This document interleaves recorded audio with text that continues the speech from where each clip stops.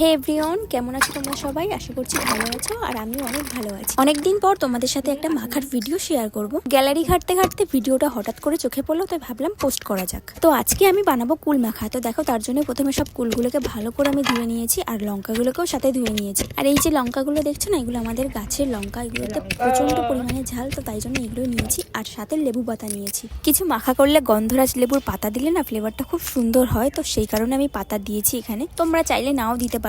এখানে আমি কুলটাকে প্রথমে ভালো করে ফাটিয়ে নিয়েছি যাতে এর মধ্যে নুন লঙ্কা ভালোভাবে যায়। তারপর আমি এর মধ্যে দিয়ে দিলাম পরিমাণ মতো নুন আর চিনি। আমি না এর ভিতরে বেশি কিছু দিইনি, তোমরা দেখতেই পাচ্ছ। আর তোমরা চাইলে এর মধ্যে কাসুন্দি দিয়ে খেয়ে দেখতে পারো, আমার ভালো লাগে না তাই জন্য আমি দিইনি। চলো এবার এটাকে ভালো করে মিক্স করে নিই, তারপরে টেস্ট করে বলছি তোমাদেরকে এটা কেমন খেতে হয়েছে। কুল মাখাটা খেতে ভালোই হয়েছিল, কিন্তু কুলগুলো প্রচন্ড পরিমাণে টক ছিল। তাছাড়া ভালোই হয়েছিল। আর এটা দেখো, আমার দাদার মেয়ে পাতা কলা পাতা চেটে চেটে খাচ্ছিল, ওরা এত ভালো লেগেছে। ভিডিওটা এই পর্যন্ত। ভিডিওটা কেমন লাগলো জানিও। আজকের মতো টাটা, দেখা হবে নেক্সট ব্লগে।